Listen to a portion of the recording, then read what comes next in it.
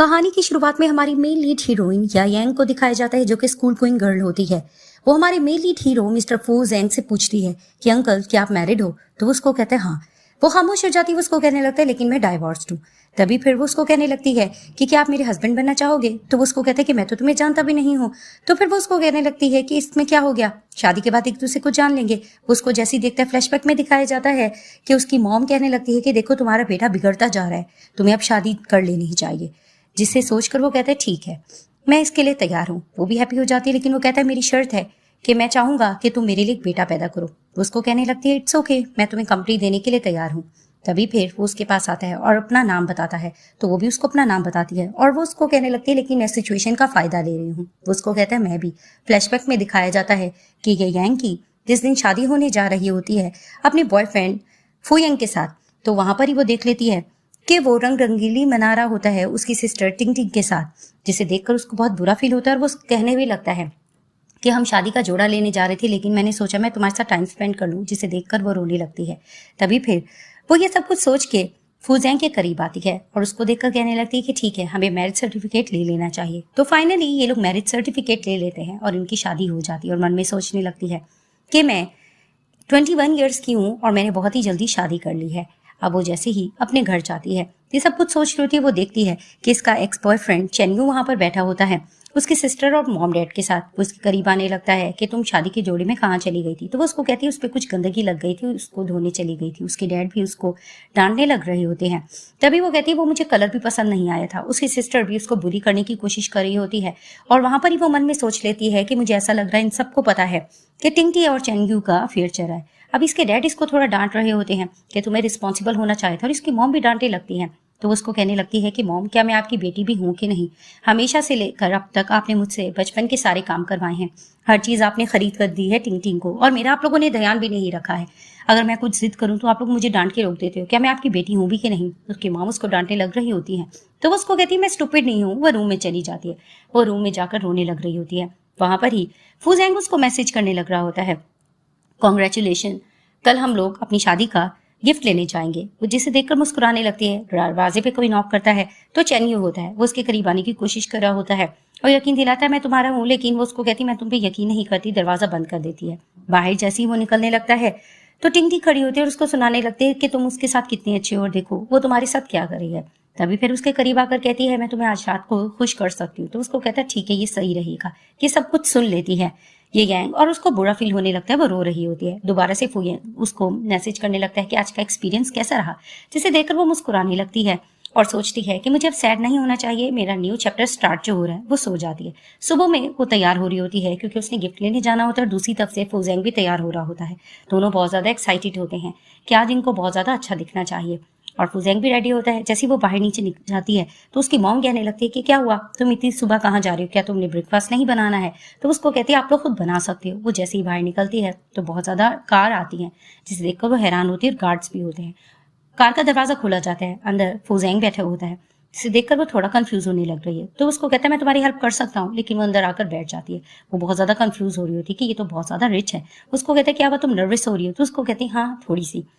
तो दिखाते हैं कि अचानक वो उसके करीब आने लगता है, उसको एम्बेरसमेंट फील होने लगता है। वो उसको कहता है कि घबराओ मत, सीट बेल्ट बांध रहा हूँ। वो सीट बेल्ट मानता है और उसको कहने लगता है कि मैं डाइवोर्स हूँ और मेरा एक बेटा भी है जिनसे मेरा छुटकारा हो गया है। तभी फिर वो उसको कहने लगती है कि ठीक है अंकल, तुम्हारा बेटा कितने साल का है। तो वो उसको बताने लगता है कि वो 18 ईयर्स का है, जिसे देखकर वो शॉक होती है क्या 18 ईयर्स का। तो फिर वो उसको कहता है तुम्हें रिग्रेट हो रहा है। वो उसको कहती है मुझे रिग्रेट नहीं हो रहा, मैं चाहती हूँ कि हम दोनों की लाइफ में कुछ भी छुपा ना जाए, सब कुछ क्लीन होना चाहिए। तो उसको कहता है मेरा पास बिल्कुल क्लीन है, मैंने तुम्हें सब कुछ बता दिया है, तुम्हें घबराने की जरूरत नहीं। तो उसको कहती मैं तुम्हारी बेटी की फोटो देख सकती हूँ। वो उसको कहते क्यों नहीं। अब इसका बेटा चेन्यू ही होता है जो उसका एक्स बॉयफ्रेंड होता है। वो दिखाने लग रहा था लेकिन मोबाइल की बैटरी लो हो जाती है। तो वो उसको कहता है कि सॉरी बैटरी ऑफ हो गई। तो उसको कहती है इट्स ओके, नेक्स्ट मंथ हम शादी करें, हम तब देख लेंगे। अब ये इसको मोबाइल शॉप पे लेकर आता है और उसको कहने लगता है कि मैं तुम्हें मोबाइल गिफ्ट करना चाहता हूँ, क्या तुम्हारे पास है। वो अपना मोबाइल पुराना छुपाने लगती है। फ्लैशबैक में दिखाया जाता है कि जब वो घर जाती है तो इसके मॉम डैड ने इसको एक न्यू मोबाइल लेकर इसकी सिस्टर को दिया होता है, जिसे देखकर वो आकर कहती है कि मेरा मोबाइल खराब हो गया है, मैं न्यू लेने जा रही हूँ। तो उसकी मॉम पर्स में पैसे देख लेती है और कहने लगती है इतने पैसे तुमने खर्च करके क्या करने हैं, वापिस दे दो। तभी फिर वो कहती है मेरा मोबाइल बिल्कुल ठीक है, लेकिन फुजेंग कहने लगता है कि नहीं मैं तुम्हें तोहफा देना चाहता हूँ, इसमें क्या हो गया। वो रोने लगती है तो वो उसका आंसू साफ करता है और कहता है इस मोबाइल को पैक कर दो, जिसकी कीमत देखकर वो शॉक्ड होती है, बहुत ज्यादा एक्सपेंसिव है। वो सबसे सस्ता उठाने लग रही होती है, लेकिन फूजेंग कहते हैं कि नहीं, मैं तुम्हें यही दिलवाऊंगा। दूसरी तरफ से दिखाते हैं कि मिस्टर फूजेंग का बेटा चेन्यू भी वहां पर टिंगटी के साथ आया होता है। वो बैग से यांग को नहीं देखता, लेकिन ये देखता है कि कोई लड़की, और सोचने लगता है कि मेरे डैड का किसी के साथ अफेयर चल रहा है। तो वो उसको मोबाइल दिलवा के जाने लगते हैं। बैग से दिखाते हैं कि टिंग अपनी सिस्टर को देखकर कहने लगती, लगता है ये मेरी सिस्टर है, लेकिन वो नहीं समझ पाता। अब वो कार में थोड़ा कंफ्यूज होती है और मिस्टर फूजेंग उसको देख रहे होते हैं, उसको घर की तरफ ड्रॉप करते हैं। वो जाने लग रही होती है तो उसको कहने लगते हैं कि जब तक हमारी शादी नहीं होती तुम मेरे साथ रहना पसंद करोगी। वो उसको कहती है कि मैं तो स्कूल जाती हूँ, मेरे लिए पॉसिबल नहीं है। वो उसको कहता है कि स्कूल ड्रॉप करना मेरी जिम्मेदारी है, घर के नजदीक भी है। वो कहती है मैं इसके बारे में सोचूंगी। वो जाने लग रही होती है, दोनों को इंटरेक्शन होने लगता है। वो उसको कहती है थैंक यू अंकल। वो जा रही होती है और दोबारा से मुड़ती है और कहती है कि नेक्स्ट वेडनेसडे मैं तुम्हारे पास आ जाऊंगी, जिसे देखकर वो मुस्कुराने लगता है। ड्राइवर भी इनकी नजदीक है देखकर मुस्कुराने लग रहा होता है। वो जैसे घर जाती है तो बहुत ज्यादा नर्वस होती है कि लाइफ में फर्स्ट टाइम किसी ने इसको इतना कीमती गिफ्ट दिया है, जिसे देखकर वो छुपा देती है। सीन शिफ्ट होता है, दिखाया जाता है कि ये यांग अपने डैड के लिए कुछ बनाकर रखती है। वो जाने लगती है तो उसकी मॉम आती है और कहने लगती है ये मोबाइल तुम कहाँ से लेकर आए हो, इतना महंगा है। और उसकी डैड भी कहने लगती है कि तो बहुत ज्यादा महंगा है। यहाँ पर तो मिस्टर फूजेंग के अलावा ये कोई मोबाइल ले भी नहीं सकता, क्योंकि वही रिच फैमिली से बिलोंग करते हैं। अब वो खामोश खड़ी होती है और उसकी मॉम उससे लेना चाह रही होती है तो उसको कहती प्लीज ये मुझे वापस कर दे। तभी फिर वो उसको वापस नहीं कर रही होती है और उससे क्वेश्चन पे क्वेश्चन कर रही होती है, ये तुमने कहाँ से लिया है, ये तुम अपनी सिस्टर को दे सकती हो। जिसे देखकर वो जबरदस्ती उनसे छीन लेती है, क्योंकि वो मिस्टर फ्यू ने उनको बहुत प्यार से तोहफा दिया होता है। तभी फिर उसके डैड उसको मारते हैं, उसको ब्लड भी आने लगता है। वो वहां से जा चुकी होती है और ये लोग कंफ्यूज होते हैं, इतना महंगा तोहफा इसको किसने दिया है। तो वो उसको कहती है मैं मालूम कर लूंगी। अब वो जैसे ही अंदर जाती है वो रो रही होती है और मिस्टर फू का मैसेज आया होता है कि तुमने कुछ खाया है कि नहीं, और उसको मैसेज भी करते हैं कि तुमने मुझे कॉल क्यों नहीं की। वो जैसे ही कॉल करती है वो रो रही होती है। मिस्टर फ्यू से क्वेश्चन कर रहे होते हैं क्या हुआ, और उसकी रोने की बात सुन लेते हैं। जैसे उसकी मॉम आती है वो खामोश हो जाती है और मिस्टर फ्यू को लगने लगता है कि कुछ गड़बड़ जरूर है। उसकी मॉम आकर कहने लगती है कि ये मोबाइल तो मुझे दे दो, तुमने ये किससे छीना है। तो उसको कहती है मेरा है, आप मुझसे इस तरह से नहीं ले सकती हैं। और वो कहती भी मिस्टर फ्यू ने मुझे दिया है। उसके डैड आकर मारने लगते हैं ये तुम क्या कह रही हो। तभी फिर उसकी मॉम उससे क्वेश्चन करने लगती है तुम्हें ये देना होगा। उसके डैड उसको मारपीट कर रहे होते हैं तो वो उसको कहने लगती है कि वो मेरे हस्बैंड है, ये मैं आपको नहीं दे सकती। उसके डैड कहते हैं कि तुम हम पर धब्बा हो, तुम हमारे साथ ऐसी कैसी हरकत कर सकती हो, और उसको धक्का देते हैं। वो मोबाइल टूट जाता है, जिसे देखकर उसको गुस्सा आने लगता है। वो जबरदस्ती उनसे मोबाइल छीन लेती है। वहां पर टिंगटी और चेन्यू भी आ जाते हैं। उसके डैड उसको ब्लेम करने लग रहे होते हैं, उनको धक्का देती है और वहां से बाहर निकल जाती है। अब वो घर छोड़कर जा रही होती है और बहुत ज्यादा रो भी रही होती है। वो जाकर बैठ जाती है और वहां पर ही दिखाते हैं कि मिस्टर फू को वो कॉल करती है। वो उससे पूछते भी हैं कि तुम कहाँ हो, तो वो उसको कहती है मैं तुम्हारा वेट कर रही हूँ। आखिरकार मिस्टर फू की कार वहां पर रुकती है। उसको जैसे ही बाहर देखते हैं तो वो घबरा कर आते हैं। उसको अपना कोट पहनाते हुए वो रोने लग रही होती है। तो फिर उसको कहते हैं कि मैं तुम्हें घर लेकर चलता हूँ, और उसको देखकर बहुत ज्यादा परेशान होने लगते हैं। वो बेहोश भी हो जाती है। जल्दी जल्दी उसको गोद में उठाते हैं और उसको हॉस्पिटल की तरफ ले जाते हैं। अब हॉस्पिटल में बेहोश होती है। वो जैसी देखती है कि मिस्टर फ्यू है, वो अपना मोबाइल ढूंढने लग रही होती है। तभी फिर वो उसको मोबाइल देखते हैं और वो टूटा हुआ होता है, जिसे देखकर वो रोने लगती है। तो मिस्टर फ्यू कहते हैं तुम्हें घबराने की जरूरत नहीं, हम दोबारा से कुछ ले लेंगे। तो वो उसको कहती तुमने मुझे ये बहुत प्रीशियस गिफ्ट दिया था, मैं इसकी केयर नहीं कर पाई। जिसे देखकर मिस्टर फ्यू को उस पर तरस आने लगता है और उसको कहने लगते हैं कि अब तुम फिक्र मत करो, आज के बाद तुम्हें कोई भी परेशान नहीं करेगा, मैं तुम्हारे साथ हूं ना। और वो मन बना लेते हैं कि वो उनके पेरेंट्स से बदला लेंगे। दिखाया जाता है कि पुलिस जाती है और पेरेंट्स से बात करने लगती है यांग की कि आपने अपनी बेटी को टॉर्चर किया और ये ठीक नहीं है, आपको इसके लिए पुलिस स्टेशन जाना होगा। तो उनकी मॉम बीच में बोलने की भी कोशिश करती है हम अपने बच्चों की इसी तरह से तरबियत करते हैं, आप लोग क्यों इन्वॉल्व हो रहे हो। लेकिन वो कहते हैं कि अरेस्ट वारंट है, इनको लेके जाना होगा, वो उसको ले जाते हैं। अब हॉस्पिटल में फ्यूजेंग सूप पिला रहा होता है ये यांग को, और उसके लिए बहुत ज्यादा परेशान होता है और उसकी केयर भी कर रहा होता है। उसकी जाग भी होती है तो उसको कहता है कि तुम चिंता मत करो, मैं तुम्हारे साथ हूँ। उसकी जिस तरह से केयर हॉस्पिटल में कर रहा होता है, घर में जाकर भी उसके बटन्स वगैरह ठीक कर रहा होता है और क्लिप वगैरह पहनाता है, जिसे देखकर वो मन में सोचने लगती है कि मैंने बिल्कुल ठीक इंसान से शादी की है, ये मेरा कितना ज्यादा ध्यान रखता है और मैं भी इसको अच्छे से ट्रीट करूंगी। अब मिस्टर फूजेंग ये गैंग को अपने साथ घर लेकर जाते हैं। वहां पर सब मेड्स वगैरह इसका अच्छे से वेलकम करते हैं। अब वो थोड़ा नर्वस हो रही होती है। मिस्टर फ्यूज का हाथ पकड़ लेते हैं और सबको बताने लगते हैं कि ये मेरी वाइफ है, आज के बाद सबने इसके ऑर्डर्स को मानना है, उसको किसी ने परेशान नहीं करना।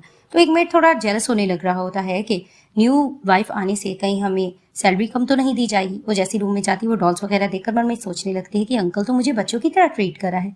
वहां पर वो महंगी महंगी लग्जरी चीजें, लैपटॉप वगैरह देखकर बहुत ज्यादा इंप्रेस होने लग रही होती है। वार्डरोब में भी अच्छे अच्छे कपड़े देखकर बहुत परेशान होती है। तो वो कहती है थैंक्स, ये मेरे लिए है। उसको कहते हैं हाँ तुम्हारे लिए है। तभी वो कहती है ये तो मेरा रूम है, तुम्हारा रूम कहाँ है। तो उसको कहता है मेरा रूम 7 वाले रूम में है। तभी फिर उसका मोबाइल रिपेयर होकर आता है तो जिसे देखकर वो हैरान होती है, रोने लगती है। तो मिस्टर फ्यू कहने लगते घबराओ मत, अगर तुम्हें न्यू लेना है मैं दिलवा दूंगा। तो उसको कहती है इसकी जरूरत नहीं है। और वो बहुत ज्यादा प्रोटेक्टिव हो रही होती है मोबाइल को देखकर, और उसमें वो कार्ड नंबर भी देख लेती है और मिस्टर फ्यू से पूछने लगती है ये क्या। उसको कहने लगते हैं ऑफ कोर्स तुम मेरी वाइफ है, तुम्हें जो कुछ चाहिए तुम ले सकती हो। थोड़ा उसके करीब होते इंट्रैक्शन होने लगता है और उसको कहने लगते अब से ये तुम्हारा घर है, तुम यहाँ से भाग नहीं सकती हो।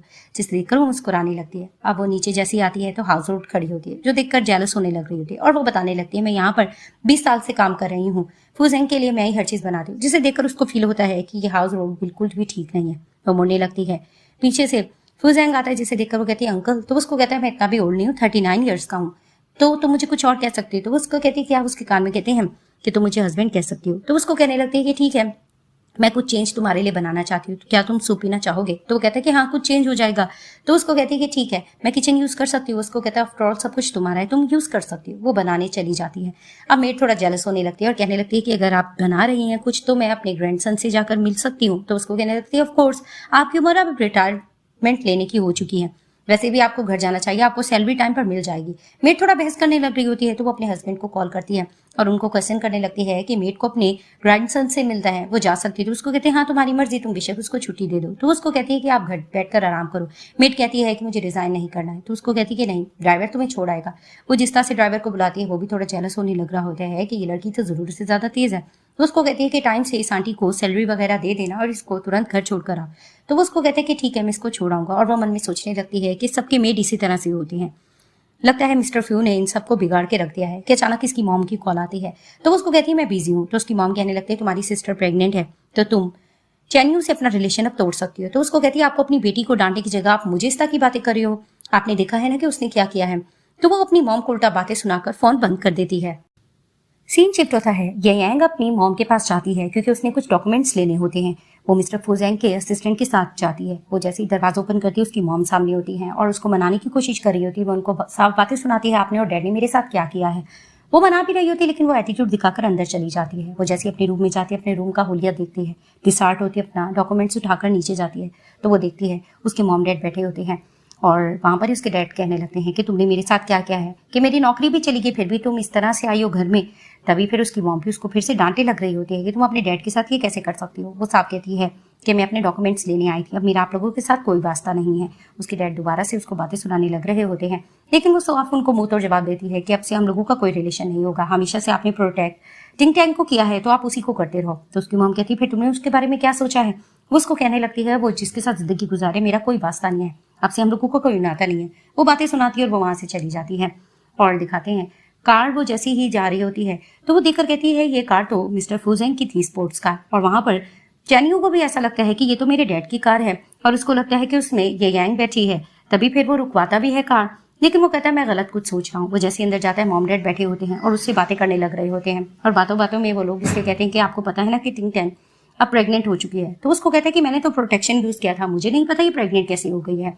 तो उसके मॉम डैड कहने लगते हैं कि नहीं ये तुम दोनों की रजामंदी से हुआ था। तो उसको कहने लगता है कि मेरे डैड को आप लोग जानते हो, वो बहुत ज्यादा बिजनेसमैन है और अगर वो इस चीज के लिए एग्री करेंगे तो ही मैं मानूंगा। और जहां तक ये गैंग की बात है उसको मैं खुद देख लूंगा कि उसने मुझे धोखा दिया भी था कि नहीं। वो थोड़ा सा टाल कर चला जाता है और दूसरी तरफ से दिखाते हैं कि मिस्टर फुजेंग ये गैंग को लंच करवाने के लिए लेकर आते हैं। वो जैसे ही देख रहे थे वो सोती मैं इनके साथ रूम में सोती नहीं हूँ, पता नहीं मुझसे अट्रैक्ट हो पाएगा कि नहीं। वो उसको कार्ड भी देते हैं और उसको कहने लगते हैं जो तुम खरीदना चाहो तुम खरीद सकती हो, जिसे देखकर वो बहुत ज्यादा इंप्रेस होने लग रही होती। तभी फिर वो उसको कहने लगते हैं कि ठीक है तुम जो चाहो तुम खरीद सकती हो। वहां पर उसकी सिस्टर भी आती है अपनी फ्रेंड के साथ। वो जैसे ही वहां पर ये गैंग को बैटर देखती है वो थोड़ा जेलस होने लग रही होती है और मिस्टर फुजेंग वहां पर कहते हैं कि मैं तुम्हारे लिए कुछ पीने के लिए लेकर आता हूँ। वो वहां से चले जाते हैं। सीन शिफ्ट होता है। ये गैंग ये सोच रही होती है कि फुजेंग उसको कितने अच्छे से पैम्पर करता है। वो खुश हो रही होती कि अचानक उसकी सिस्टर टिंग टैंग आती है और कहने लगती है कि अच्छा तो तुम यहाँ पर बैठी हुई हो, तुम्हें क्या लगता है कि तुमने रिच पर्सन से शादी कर ली है लेकिन वो बुढ़ा है।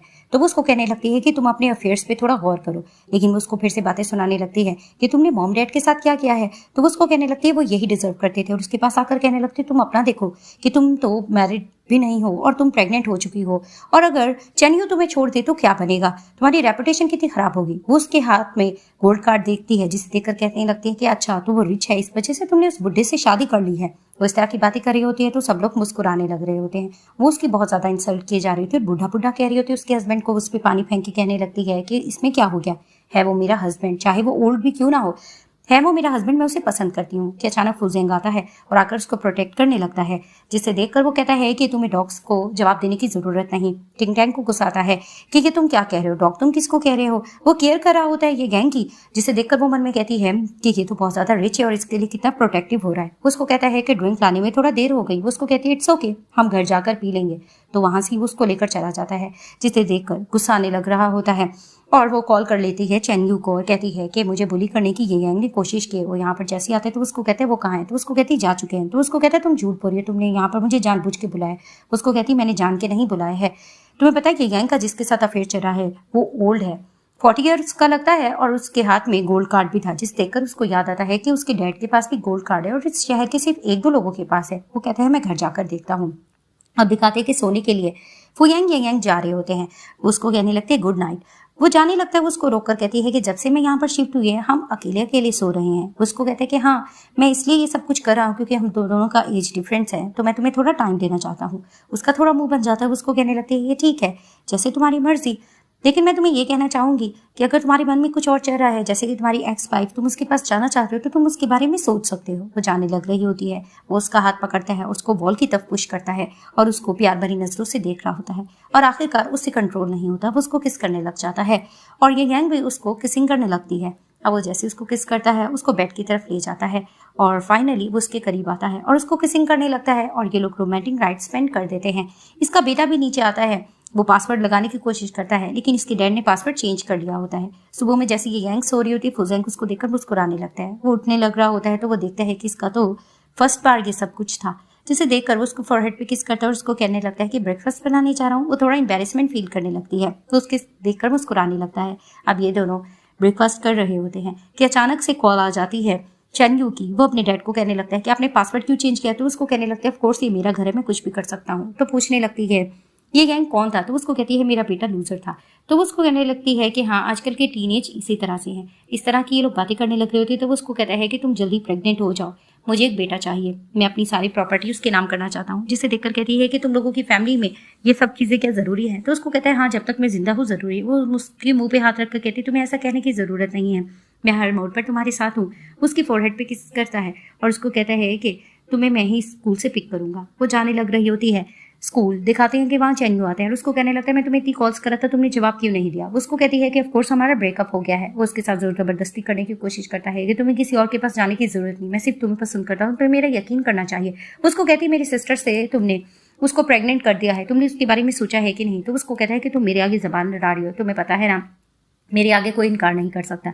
वो उसके नेक पे निशान देखती है और कहने लगती है इट मीन्स कि रात तुम किसी और के साथ थे। तो वो उसको कहता है कि तुम्हें पता तो है इसके बारे में। तो वो उसको थोड़ा टॉर्चर करने की कोशिश कर रहा होता है कि अचानक से फुजेंग का असिस्टेंट आता है और प्रोटेक्ट करता है ये गैंग को और उसको लेकर जाता है। जिसे देखकर उसको याद आता है कि ये पर्सन तो मुझे देखा देखा लग रहा है। कि अचानक से चेन यू को उसके डैड कॉल करते हैं और उसको कहने लगते हैं कि आज एक पार्टी है जिसमें मैं तुम्हें बुला रहा हूँ, मैं तुम्हारी स्टेप मॉम से बुलाना चाहता हूँ, मैंने शादी कर ली है। जिसे देखकर वो आर्ग्यूमेंट करने लग रहा होता है और जाते जाते ये यंग सुनने लग रही होती कि किससे बात करे। वो कार में आकर बैठती है तो वहां पर ही पार्टी के बारे में इसको फुजेंग बताता है। तो वो मन में सोचती है कि ये क्या कोइंसिडेंस है। तो वो कहती है ऐसा कुछ नहीं है। जैसे ये पार्टी में जाती है वहाँ सब लोग होते हैं, फुजेंग की सिस्टर भी होती है, वो भी इससे मिल रही होती है और बातों बातों में कहने लगती है कि तुम्हारी बेटी की उम्र की लड़की को तुम वाही बनाकर लेकर आए हो।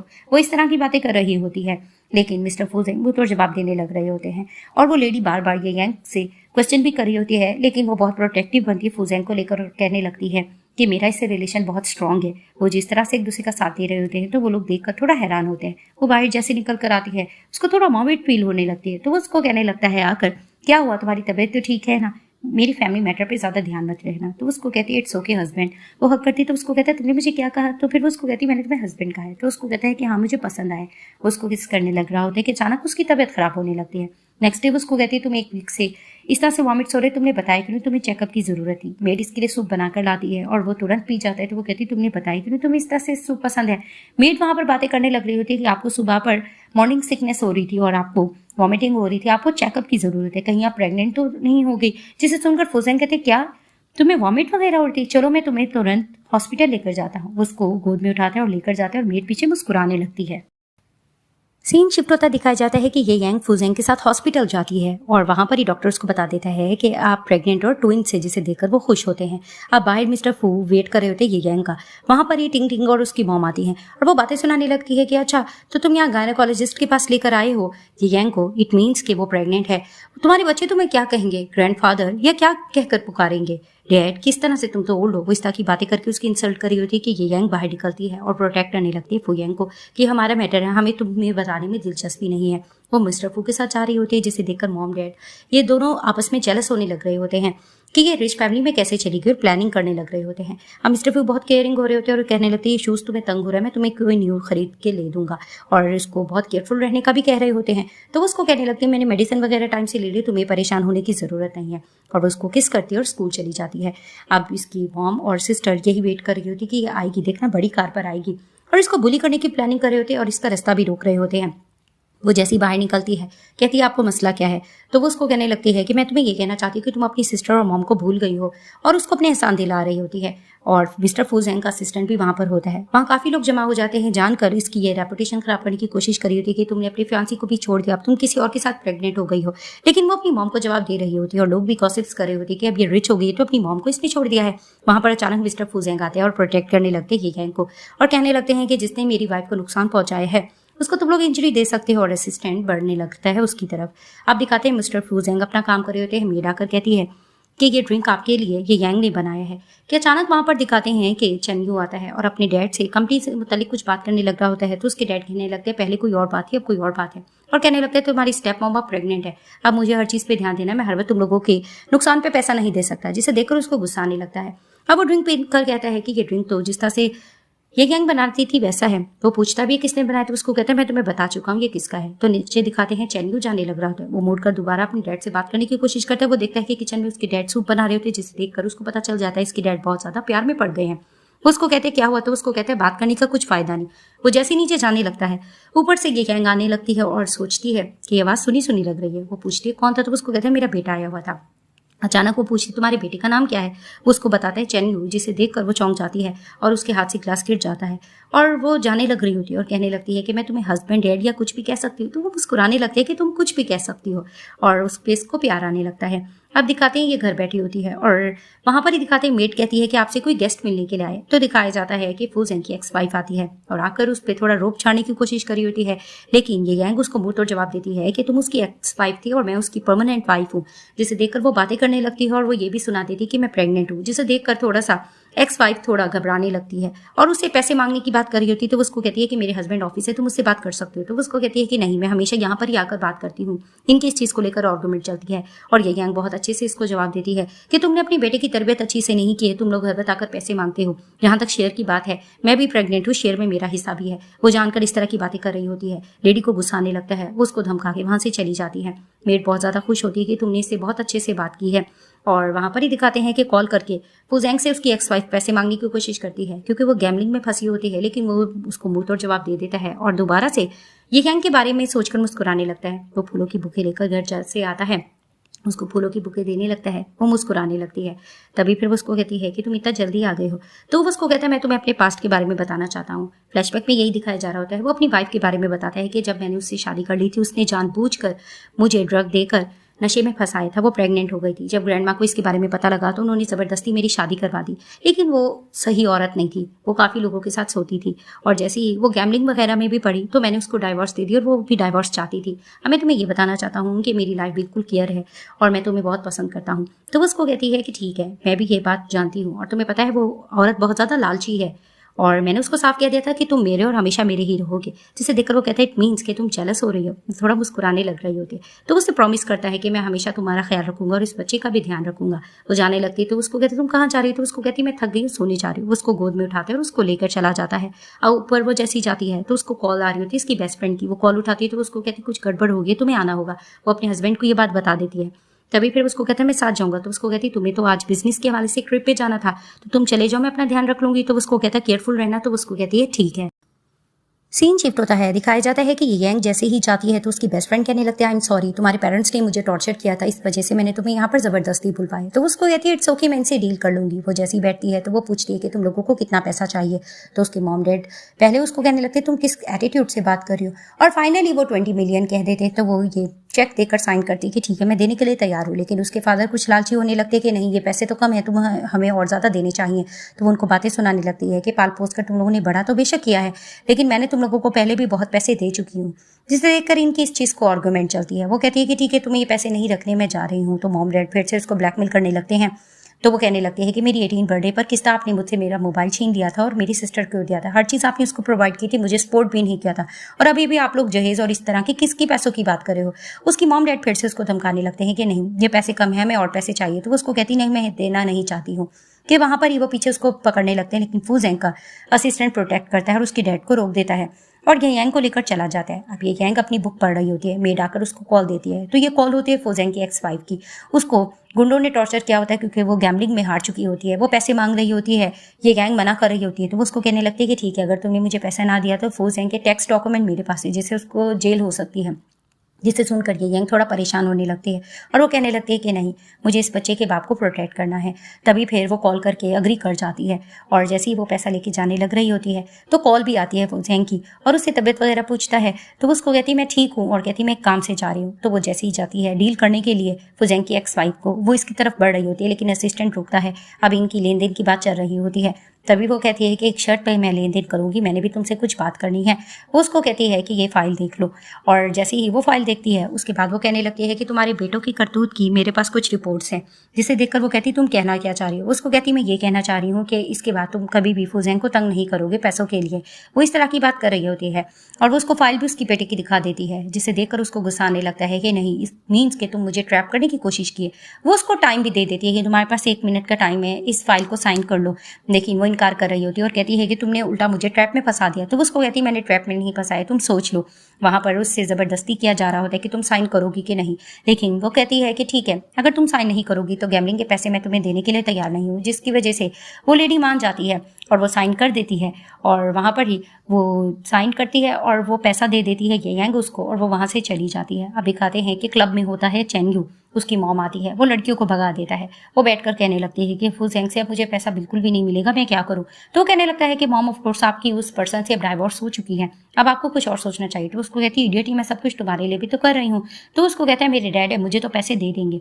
तो जैसे ही घर आते हैं मिस्टर फ्यूजेंग, वो ये यंग को देखते तो उसको कहने लगती तुम कितना कमजोर हो गई हो काम में। वो उसको गले से लगा लेता है। तो उसको कहती है कि तुम्हारे खाने पीने का मैं ध्यान रखूंगी। अब वो उसको ऊपर लेकर जाता है और उसकी मसाज लेग्स की करा होता है। वो उसको किस भी करता है, जिससे देखकर वो थोड़ा इंप्रेस होने लग रही होती है। उसके करीब होता है किस करने के लिए, दोनों किस वगैरह कर रहे होते हैं। तभी वो कहता है कि फिलहाल ठीक नहीं है। तो उसको कहती कि नहीं ठीक है, डॉक्टर ने इतना मना तो नहीं किया था। तभी फिर उसको कहती इट मीन्स कि तुम अलग रूम में सोओगे, मैं तुम्हें कंपनी देने के लिए तैयार हूँ। तो उसका मूड बन जाता है और उसके साथ फिर रोमांस करने लगता है। नेक्स्ट डे दिखाते हैं कि फुजेंग के पास यंग आके बैठती है और आकर बताने लगती है मेरे डैड ने 20 मिलियन मांगे हैं। तो वो उसको समझाने लगता है हम उनको थोड़ा थोड़ा करके पैसा देंगे, इस तरह से वो सारा उड़ा सकते हैं, मंथली उनके अकाउंट में ट्रांसफर कर दिया जाएगा। तो वो उसको कहती मैं तो चाह रही थी हम इनसे जान छुड़वा ले, एक बार पैसा देकर मैं उनको फेस नहीं करना चाहती। उसको कहता है ये मैटर तुम मेरे पे छोड़ दो, तुम्हें पता है ना कि कुछ खतरा हो सकता है, मैं खुद ही हर चीज़ कर लूंगी। तभी फिर उसको कहती है अगर मैं तुमसे एक बात कहूँ कि अगर मैंने कोई गलती की और तुमसे कोई बात छुपाई हो तो वो फिर मजाक में कहते हैं क्या मतलब ये बच्चे मेरे नहीं है। तो उसको कहती है ऐसा कुछ नहीं है। तो उसको कहता है मैं मजाक कर रहा था। दिखाते हैं कि फुजेंग इसके मॉम डैड को डील करने के लिए जाता है और वहाँ पर ही वो लोग बहस कर रहे होते कि नहीं तुम हमें थोड़े थोड़े पैसे दोगे, हम इस चीज़ के लिए अग्री नहीं करते। लेकिन फुजेंग उनको सुनाने लगता है कि ये पैसा रखना है रखो, वरना मैं तुम्हें ये भी देने के लिए तैयार नहीं हूँ। तो वो उसको बातें सुनाने लग रहे होते हैं और वहाँ पर ही वो लेडी नाटक करने लग रही होती है कि ये देखो इसने मेरी बेटी से शादी भी किया है और किस तरह से ये हमें थोड़े थोड़े पैसे दे रहा है। तो वो उसको कहते हैं कि ठीक है ये पैसे भी नहीं रखने हैं, तो वैसे ही तुम्हें पुलिस अरेस्ट कर लेगी जो कुछ तुम लोगों ने ये यंग के साथ किया है। अब वो जैसी कार में बैठते हैं तो मेड कॉल करके बताती है कि तबीयत खराब हो चुकी है, आपको देखना होगा ये यंग को। वो हॉस्पिटल जैसे ही जाता है तो वो कहते हैं कि आप लोगों ने कुछ बेहतियाती की है, थोड़ा एहतियात की जरूरत है। जिसे देखकर मिस्टर फ्यूजेंग थोड़ा मुस्कुराने लगते हैं। अभी लोग कार में होते हैं, वो उसको कहने लगता है कि मैं कुछ डॉक्यूमेंट्स लेकर आता है, तुम बैठो। वो जाने लग रहे होते हैं। वहां पर ही वो कार में चेंग और टिंगठी को उतरते देखती है और थोड़ा घबराने लग रही होती है और छुप रही होती है कि कहीं इसको पता ना लग जाए। अब वो जिस तरह से घबरा रही होती है कि अचानक मिस्टर फुजेंग आते और कहने लगते कि क्या हुआ, तुम घबरा गई थी। तो उसको कहती मुझे तुम्हारे साथ जाना चाहिए। तो वो कहता है इट्स ओके। तभी फिर वो थोड़ा घबरा रही होती है और यही सोच रही होती है कि मैं क्या करूँ, मैं इसके बारे में मिस्टर फूजेंग को बताऊँ या ना बताऊँ। तो वहाँ पर ही वो ये सारी चीज़ें सोच रही होती है कि अचानक मिस्टर फूजेंग उसको देख लेते हैं कि ये थोड़ा परेशान है और फिर वो उसको घर ले जाते। सीन शिफ्ट होता है, फूजेंग ये यांग के साथ डिनर कर रहा होता है और कहने लगता है कि मेरे एक फ्रेंड की शादी है और उसकी दूसरी शादी है लेकिन मैं नहीं जा पाऊंगा। तो वो उसको कहती तुम अमीरों में ये नेसेसरी होता है कि दूसरी शादी की जाए। वो उसको कहता है ज़रूरी नहीं है, मेरे फ्रेंड जिससे शादी करने जा रहा है उसका उसके बेटी के साथ अफेयर चल चुका था। अब वो इस तरह की बात करता है जो यांग की ज़िंदगी में गुजरा होता है, जिसे देखकर वो हैरान होती है और कहने लगती है तो तुम्हें ये चीज़ें सही लग रही हैं, तुम्हें ये चीज़ सुनकर एतराज़ नहीं हो रहा है। तो वो उसको कहता है कि नहीं, मुझे तो एतराज़ नहीं हो रहा है। और वहाँ पर ही वो डिस्टर्ब होती है। तो वो बताने लगती है कि अगर मैं तुम्हें ये कहूँ कि तुम्हें मैं एक ऐसी बात बताऊँ तो पहले तुम मेरी बात सुन लेना, मुझे यहाँ से भेजने की बात मत करना। वो उसको सारी बात बता देती है कि तुमसे मिलने से पहले मेरा तुम्हारे बेटे के साथ अफेयर रह चुका था, लेकिन तुम्हारा बेटा इस काबिल नहीं है, उसको बिल्कुल भी तमीज़ नहीं है, मैं तुम्हें छोड़कर जा रही हूँ। वो जाने लग रही होती है तो मिस्टर फूजेंग उसके पीछे भागते और कहते हैं कि तुम मुझे छोड़कर क्यों जा रही हो। वो उसको कहती है ऑफ कोर्स मैंने तुम्हें ये सारी बात बताई है लेकिन तुम खामोशी से सुनते रहे, तुमने मुझे रोकने की बात भी तो नहीं की है। तो वो उसको कहने लगता है कि तुमने मिसअंडरस्टूड किया है, ऐसा कुछ भी नहीं है। उसको गले लगाता है और उसको कहने लगता है कि तुम मेरे लिए बहुत ज़्यादा इंपॉर्टेंट हो, ऐसा कुछ भी नहीं है। अब वो उसको गले से लगा लेता है और उसको कहता है मैं तुम्हें कहीं नहीं जाने दूंगा। तो फिर वो उसको कहने लगती है कि मैं बस डर गई थी कि मेरी इन बातों से तुम्हारा दिल तो नहीं टूटेगा।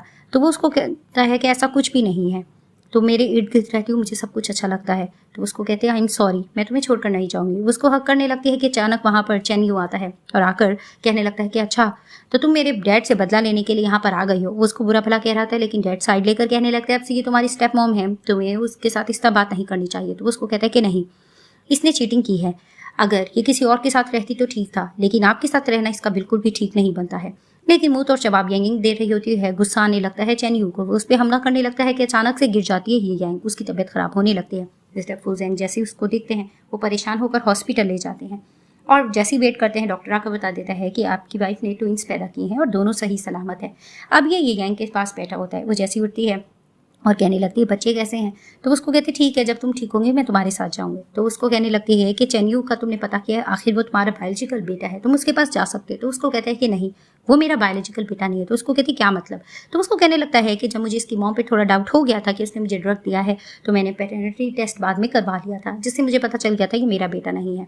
तभी फिर वो उसको कहता है कि मैं इनको पैसे दे दूंगा और अब्रॉड भेज दूंगा ताकि ये लोग अपनी ज़िंदगी जी लें और अब से सब कुछ तुम्हारा है, इस फैमिली की सिर्फ हकदार तुम हो और इन बच्चों की। वहाँ ही दिखाते हैं दो नर्स आ जाती हैं बच्चे लेकर और कहने लगते हैं कि इट मीन्स कि आपके दिल में ज़्यादा आपकी वाइफ की अहमियत है, आप तो अपने दो बच्चों को भूल गए हो जो दोनों बेटे हैं और बहुत ज़्यादा प्यारे भी हैं। तो फिर वो पूछती भी है क्या वाकई तुम्हारे दिल में ज़्यादा मैं इंपॉर्टेंट हूँ। तो मिस्टर फूजेंग मुस्कुरा कर कहने लगते हैं कि वाकई मेरी लाइफ में सबसे ज़्यादा इंपॉर्टेंट तुम हो। दोनों देखकर मुस्कुराने लगते हैं और इसी तरह से इस ड्रामे की हैप्पी एंडिंग हो जाती है।